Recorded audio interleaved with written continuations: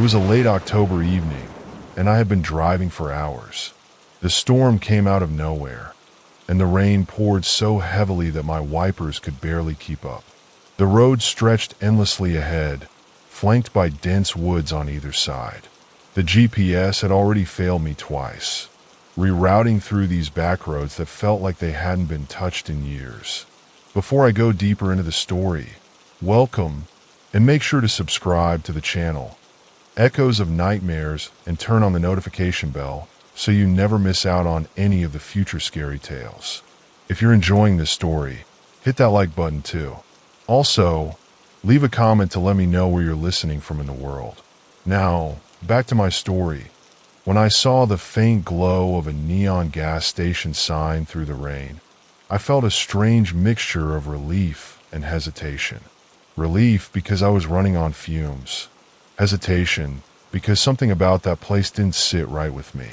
But I was tired, soaked, and out of options. As I pulled into the empty lot, the rain seemed louder than ever, pounding against my car roof like an urgent warning. There were no other cars, no other people, just the flickering sign, casting uneven light across the cracked pavement. I sat there for a moment, staring at the station. Something told me to keep driving, but I ignored it. I wish I hadn't. I don't share this story lightly. It's something I've kept to myself for a long time. But no matter how many times I replay that night in my head, I can't make sense of what happened. I can only tell you what I saw, what I heard, and what I experienced. It all started with that pit stop. I stepped out of the car, and the rain hit me like icy needles. The storm was relentless, each drop slashing through the darkness as my headlights dimmed against the curtain of water. I grabbed my jacket and jogged toward the gas station, shoes splashing through deepening puddles. The neon sign buzzed faintly above me, flickering like it could go out at any moment. The building itself looked old, paint peeling off the walls, windows smeared with grime, and a faint outline of what used to be a cheerful logo long since faded. It wasn't just age. There was a neglect here, a sense that this place hadn't seen much care or company in a long time. As I reached the door, I glanced around. To the left, a lone car sat in the shadows under the edge of the overhang. It was a dark sedan, covered in a thin layer of dirt, with its rear door slightly ajar. At first, I thought someone might be inside, but the windows were pitch black. I called out, "Hello." My voice barely carried over the rain. No answer. I shook off the unease and pushed the door open. A bell chimed weakly above me, but inside, the atmosphere wasn't much better. The place was small, dimly lit by a single buzzing fluorescent bulb.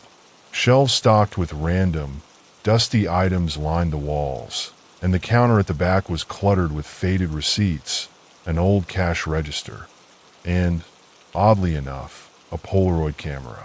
The man behind the counter startled me. I hadn't seen him at first, his silhouette blending into the dimness.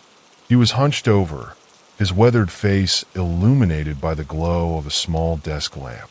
His hair was gray and patchy, his eyes shadowed by the brim of a dirty baseball cap.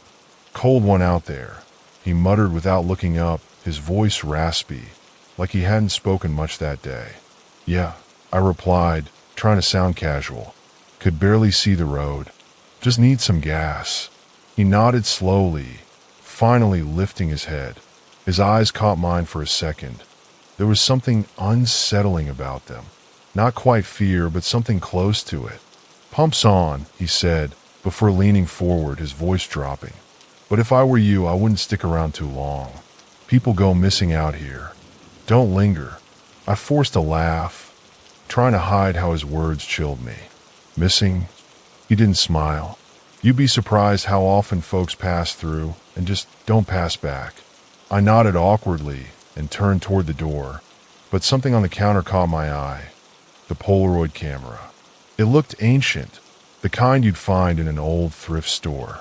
Around it were scattered photographs, all slightly curled at the edges. I leaned in for a closer look. The photos were of people, ordinary people, mostly travelers judging by their tired expressions and weathered clothes. But what stood out were their faces. Every single person in those pictures looked terrified, their eyes wide, mouths open as if mid-scream. "What are these?" I asked, glancing back at the old man. He didn't answer right away. When he finally spoke, his voice was low and deliberate. "Those? They're just memories, reminders of who's come and gone." I frowned. Why do they all look so scared? His lips tightened into a thin line, and he shifted his gaze toward the door. Like I said, don't linger. The rain outside seemed louder now, drumming against the roof like a warning. I glanced at the clock above the counter. The hands weren't moving. In fact, it didn't look like it had worked in years. "Can I just pay for the gas?" I asked, suddenly eager to leave. The man nodded, but as I handed him my card, the lights flickered, plunging us into momentary darkness. When they came back on, the old man was staring at the door. "You'd better hurry," he said quietly. I didn't need to be told twice. I grabbed my receipt, gave him a quick nod, and headed back outside. The rain had only gotten worse, sheets of water cascading down and obscuring everything beyond a few feet. But as I walked back toward my car, I noticed something odd. The lone sedan I'd seen earlier was gone, or so I thought. When I reached my car, I saw it again, parked further down the lot, closer to the edge of the woods. Its headlights flickered once before going dark. I stood there for a moment, heart pounding, unsure of what to do. The storm roared around me, but in that moment, all I could hear was my own breathing. Then, faintly I heard it, a muffled sound, carried on the wind. It was distant but unmistakable. A scream. I froze, scanning the tree line, the shadows shifting in the rain. I wanted to believe it was the wind, but deep down, I knew better. For a moment, I considered going back inside to tell the clerk, but something about his warning echoed in my head.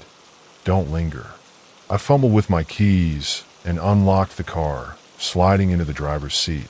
The scream came again, clearer this time, and closer. My hands shook as I started the engine, the headlights cutting through the rain. That's when I saw it, a figure standing at the edge of the woods, motionless, watching me. I blinked, and it was gone. The rain wasn't letting up. I sat in the car for a moment, gripping the steering wheel, trying to steady my breathing. The scream still echoed in my mind, and no matter how much I tried to rationalize it, an animal, maybe? The storm? I couldn't shake the unease. The gas gauge warned me I couldn't go far without filling up, so I stepped back out into the rain. The cold stung my skin as I walked to the pump, fumbling with my credit card and the nozzle. That's when I heard it. At first, I thought it was just the wind, but it was different, softer, almost human. Faint whispers coming from the woods behind the station. I turned, squinting into the darkness, but I couldn't see anything past the relentless sheets of rain. The whispers grew louder, still indistinct, but unmistakably there. I shouted, "Hello? Is someone there?" The words barely left my mouth before the sound stopped. Suddenly, the storm seemed to close in around me. The rain felt heavier, the darkness thicker, and the air colder. I looked back toward the gas station, hoping to see the clerk watching from the window, but the building was dark, the inside eerily still. Then, just at the edge of the woods, I saw it, a shadow, human-shaped, standing completely still. It was far enough away that I couldn't make out any details, but it was unmistakably watching me.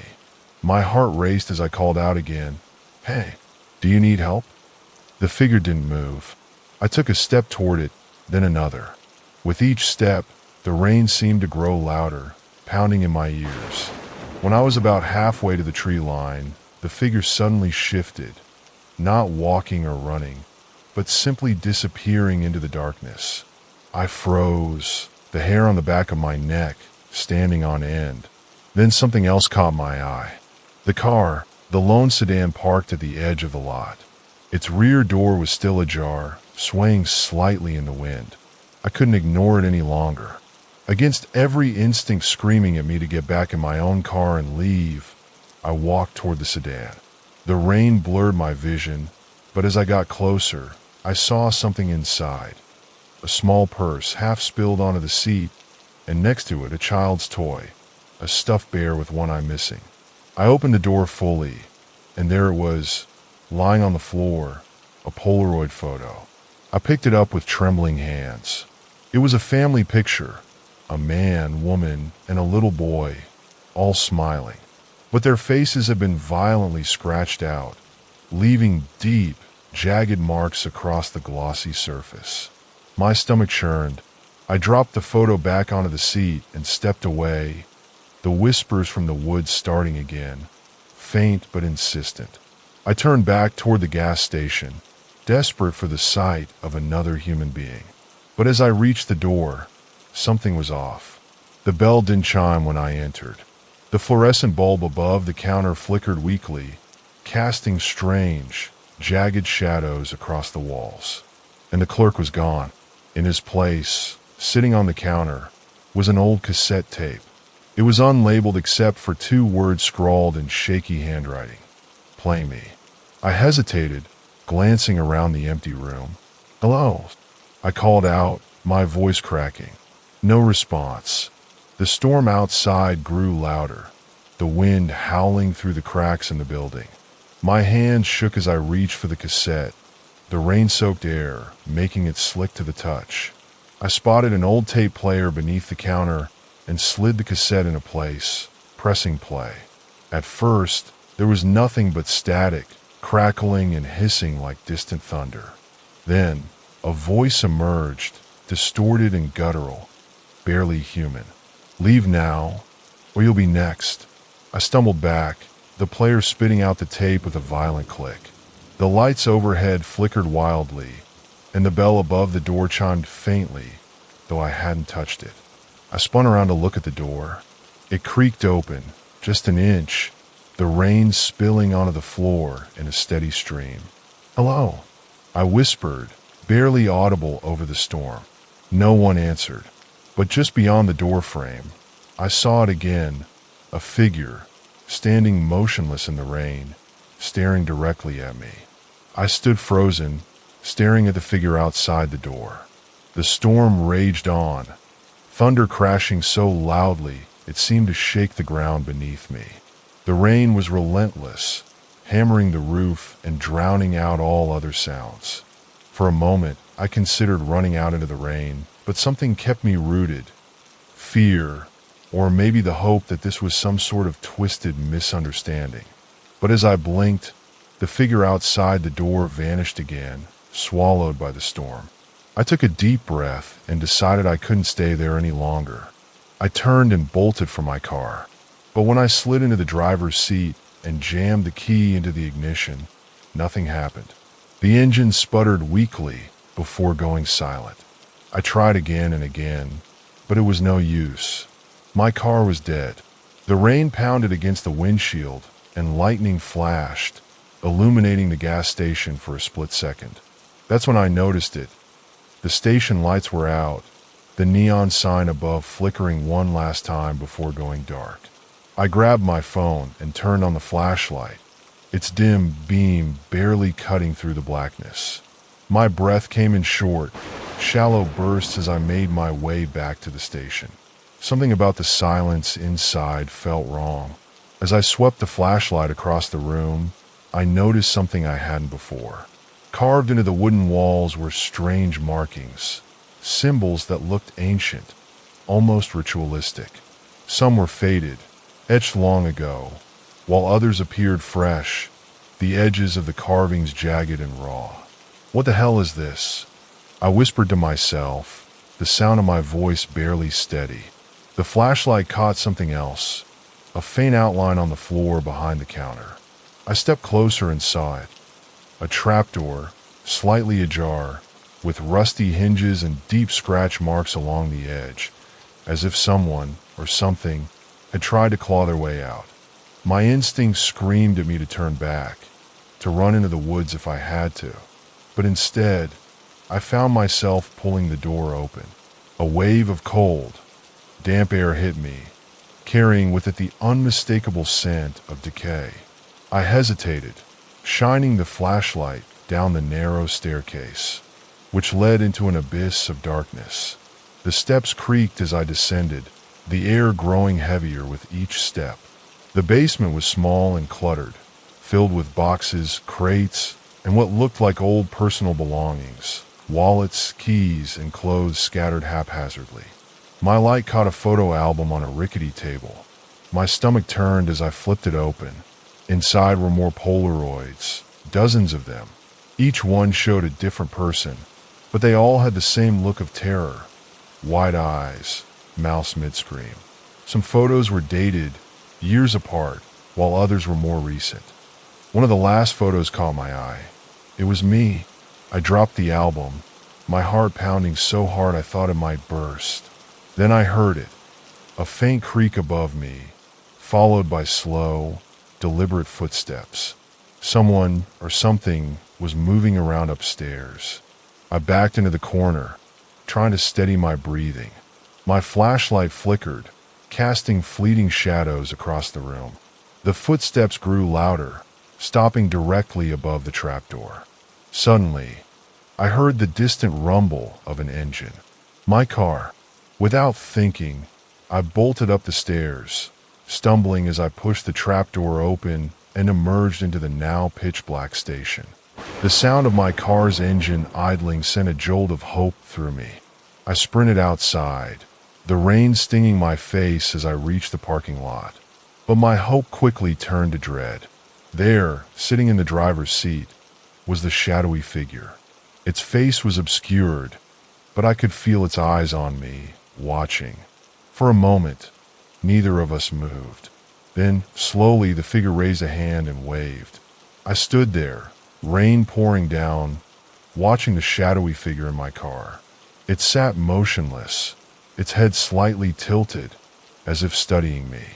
I couldn't see its face, just a silhouette against the faint glow of the dashboard lights. Then it moved. The door creaked open, and the figure stepped out. The storm seemed to grow louder as it approached, the rain pounding like a drumbeat in my ears. I should have run, but my legs felt like they were stuck in cement. "Who are you?" I shouted over the storm. My voice cracked, my fear breaking through. The figure didn't answer. Instead, it raised something in its hand, a Polaroid camera. The flash lit up the night, blinding me for a moment. When my vision cleared, the figure was gone. But I wasn't alone. From the woods surrounding the gas station, shapes began to emerge, barely visible in the rain at first. I counted 1, 2, 3, then too many to track. They moved slowly, shambling, their outlines hazy in the downpour. As they stepped into the faint light from the gas station, I saw them clearly. They were people, or they had been once. Their skin was pale, almost translucent, and their eyes were hollow and lifeless. But worse than their appearance was the recognition. I knew their faces. They were the people from the Polaroids, the terrified man, the woman clutching her child, the family whose faces had been scratched out. They stared at me, their expressions blank, but somehow accusing, as if I'd brought this upon them. I stumbled backward, slipping on the rain-slicked ground. "Stay back!" I yelled, but they didn't stop. They surrounded me, moving in perfect silence, their footsteps drowned out by the storm. My flashlight flickered, the beam catching glimpses of their ruined clothes, their waterlogged hair clinging to their faces. The sound of my car engine roared behind me. I turned just in time to see the shadowy figure standing next to the open door. "You're part of the story now," it said. The voice was distorted, layered, as if a dozen voices were speaking at once. "Say cheese." Before I could react, the Polaroid camera flashed again, and everything went dark. When I woke up, I was lying on the ground, soaked to the bone. The gas station was gone. No lights, no building, just an empty, muddy clearing surrounded by endless trees. My car was still there though. Its engine was off, the driver's door ajar, and rain pooled on the seat. I stumbled toward it, desperate to escape, but as I reached for the door handle, I froze. Taped to the steering wheel was a Polaroid. It was a picture of me, standing in the rain, surrounded by the lifeless figures. My face was pale, my eyes hollow, just like theirs. I looked around, hoping, praying, that this was some nightmare I could wake from. But there was no one. No shadowy figure. No ghosts of the Polaroids. Just the storm, relentless and unforgiving. I climbed into the car and tried the ignition. It roared to life on the first try, the engine purring as if nothing had happened. I didn't question it. I just drove, speeding down the empty highway, desperate to put as much distance as possible between me and that place. But as I drove, the Polaroid sat on the dashboard, mocking me. I couldn't bring myself to throw it out. I don't know why. And now, every time I look in the mirror, I see the same face staring back at me. The pale skin, the hollow eyes. I don't think I ever left that gas station, and I don't think I ever will. The sound of rain woke me up. It was soft at first, like a faint whisper, but it grew louder, echoing inside my head. My eyes blinked open, and I realized I was sitting in my car. My hands were gripping the steering wheel so tightly that my knuckles were white. The gas station was still there, its neon sign flickering weakly in the storm. My headlights illuminated the empty parking lot. I had no memory of how I got back inside the car. I glanced at the passenger seat and froze. Sitting there, perfectly dry despite the rain-soaked chaos around me, was a Polaroid photo. My hand trembled as I picked it up. The image was crisp and clear, and it was of me, standing in the rain, staring straight at the camera with a blank, hollow expression. My face looked wrong. It wasn't just pale, it was lifeless, drained of any emotion. But what chilled me to my core was the angle.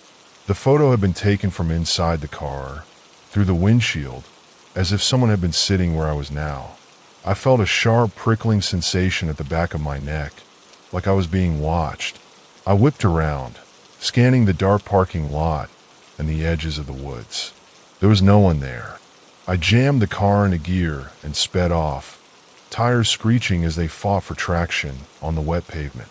My hands were shaking so badly that I could barely keep the wheel steady. As I drove, the whispers started again. At first I thought it was the rain, but the sound grew clearer, distinct, like voices murmuring just out of reach. I turned the radio off, hoping it was interference, but the whispers remained, weaving in and out of the static silence of the car. Then I saw it, just for a second, in my rearview mirror. A shadowy figure sitting in the back seat. I slammed on the brakes, spinning the car to a halt in the middle of the empty highway. My heart pounded as I turned around, expecting to see something, but the back seat was empty. I leaned back into my seat, breathing hard, trying to convince myself I was imagining things. But as I adjusted the rearview mirror, I saw them again. Faint, barely visible, but unmistakable, shadowy figures in the distance, standing at the edge of the road, watching. I floored the gas pedal, desperate to leave them behind. The car roared to life, and the shadows disappeared into the night. I don't know what happened at that gas station, or why I'm still alive when so many others weren't. I've never stopped at a pit stop again. Not once, but sometimes when I'm driving late at night, I still see them, shadowy figures, standing just beyond the headlights, or faint shapes flickering in my rearview mirror. I tell myself they're not real, that it's just my imagination. But deep down, I know the truth. Some things, once seen, can never be forgotten. And some places, once entered, never truly let you go. I don't know if I'll ever have answers. Maybe I was just in the wrong place at the wrong time, or maybe I was meant to be there. But one thing is certain, I'll never forget that night. And now, every time it rains, I can't help but listen closely. Because the rain doesn't just bring water, it hides whispers, memories, and things that refuse to be washed away. What do you think happened that night? Would you have gone into the basement? Would you have stayed at the gas station after seeing those Polaroids? Let me know in the comments. I'd love to hear your thoughts. If this story kept you on edge, make sure to like this video and subscribe for more chilling tales. And remember, the rain doesn't always wash everything away.